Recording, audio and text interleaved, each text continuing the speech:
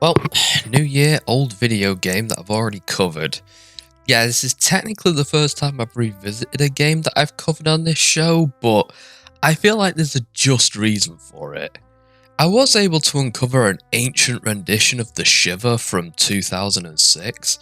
The version that I owned and played on the last Religious Hoedown was actually a remake slash remaster from the 2010s. The first major difference is the graphics and how considerably downscaled this version of the game is compared to the remaster. I did originally wonder if this would affect the gameplay, maybe affect how the maps work or anything like that, but it doesn't quite. The game still works pretty well despite the simpler art style. You can still tell what everything is, and some things look a little more interesting than they did in the finished game, as you see how they got around the limitations. Whilst the characters look a little less pretty in the game, some of them even look outright spuddish, they do have several differences in how they're presented, and in some respect I see these as favourable. Rabbi Stone, aka Detective Jew, looks a little older than he does in the remaster, so lines about him being an old man make more sense. He has greying hair and a few more wrinkles on his face, and he looks about I'd say 5 to 10 years older than he does in the remaster. And Joe DeMarco looks considerably more threatening than he did in the remaster. I also appreciate how the character portraits are somewhat animated. The mouths move and the eyes and eyebrows move around to show the character's emotions. It doesn't exactly look realistic, in fact it looks a little cartoony, but I definitely enjoy how the characters are brought to life through it, and it does add something to the game, as it only just really occurred to me at this point how little goes on visually without this feature. This version of the game doesn't have voice acting, which is somewhat of a shame, but it's understandable as this was made by one guy like 20 years ago. On this playthrough I did become aware of some things. For example, this ginger lady in the bar was retconned into being Rosa Blackwell from the Blackwell series. Rabbi Stone believes that she's talking to herself when she's actually talking to Sam Durkin, who is a ghost, and Rabbi Stone can't see him. There's no changes to the dialogue as far as I can tell, though one or two minor features are accessible in the newer game, such as the information that one can find on Rabbi Rotten, and being able to hack into his accounts. I believe this step was added in the newer version of the game, and it might have been missable entirely, but I still did it, so screw it. The soundtrack is mostly the same, and the levels share the same designs, minus the improved textures and lighting effects in the newer version of the game. I feel like this is the difference between an SNES game and an NES game, which is still well designed, but it just lacked in resources. One thing that I got out of playing the Shivah again was that I was able to explore one of the story paths that was previously not obvious to me.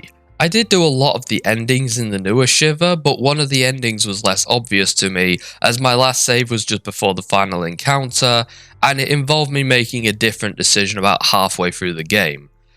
Towards the end of the second act, Detective Jew fights Joe DeMarco after asking everyone in town if he's Jewish. DeMarco attempts to draw a knife on him, and he's out-rabbied and disarmed, and then Detective Jew punches his lights out. After this fight, Detective Jew Jack Bowers him. That's a verb now, and threatens to throw him onto the tracks if he doesn't answer his questions. He then has the option to either throw Joe DeMarco on the tracks or to spare him. In the original game I decided that it wasn't the Rabbi way, but in this one I decided to be Detective Jew returns Rabbi Stone and threw him on the tracks. Oh shit, I forgot to ask him if he was Jewish or not. In the final confrontation, Joe DeMarco doesn't appear as he's a bit busy being dead, and thus Amos Zelig, aka Rabbi Rotten, executes Mrs. Lauder. This is prevented if DeMarco is saved because DeMarco distracts Rabbi Rotten and makes him forget to execute the hostage, unless you remind him by attempting to stall him or attack him.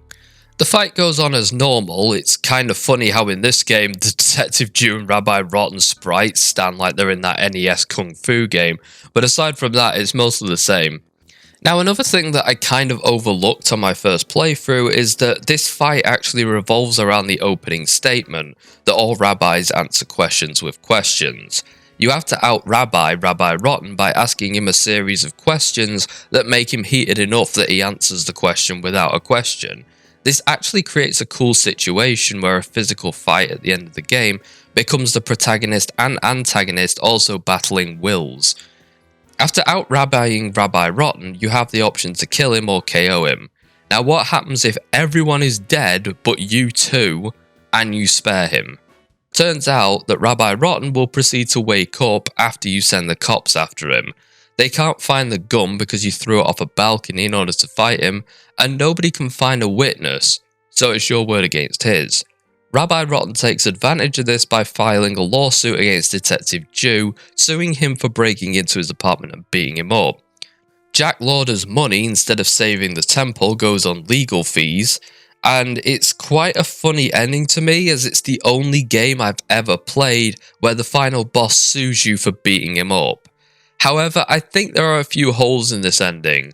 Two of them are literal holes in Detective Jew's arms. Doesn't the fact that he was shot in the arm twice indicate that there was a gun on the premises? And if he killed the hostage, why and how did he shoot himself in the arms? Also, there was a note in Mrs. Lauder's apartment that told Detective Jew to come to Rabbi Rotten's apartment and have a final showdown. Wouldn't that be submittable as evidence? It's likely in Zelig's handwriting after all. Anyway, revisiting the Shivah is actually a pleasure for me. I like it a lot more the second time around, and I'm hoping to play some more of Dave Gilbert's games at some point, both personally and hopefully for the show. And when I found out that there was another version of this particular game, I just had to check it out. This is a really enjoyable game for me, and I actually couldn't help but come back to it constantly last year in thought, and I'm glad that I got to experience it again, even slightly differently. The Shivah is a very short but sweet point-and-click adventure game with quite an adult story in my favourite kind of way. It's just all around mature. It's not got silly grotesque violence or reference to adult themes that are just unnecessary. It's very well knitted and put together. Revisiting it, I kind of appreciate just how well compacted this whole thing is. A lot of people complain that it's very brief. In fact, I beat this version of the game in an hour, but to tell the truth, a short hour-long game that's really good, in my opinion, is something that I'm more than happy to have, rather than something that's like 100 hours long and mediocre. You know, like everything that Ubisoft puts out. Anyway, I thought I'd talk about this one because I'm hoping to do another religious hoedown this year, and honestly, the thought of entering it in that year's hoedown was tempting, but it wouldn't have been sporting or fair to have the same game entered twice, so I won't do that. I'm hoping that 2023 will be productive and fun, and I look forward to making more Curiosity's sake. I've got some in the work already, but it is a very long game to record, so I don't know when that one will be finished. It's not going to be the next episode, I doubt it, but we'll see. Until then, shalom.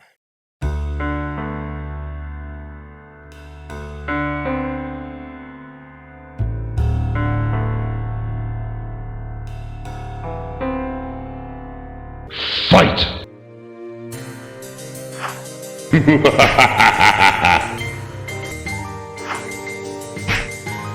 Well done. Excellent.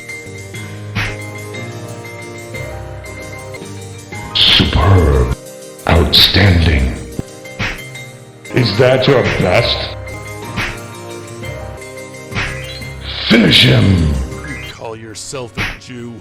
You weak, pathetic fool. You think you can out-rabbi me?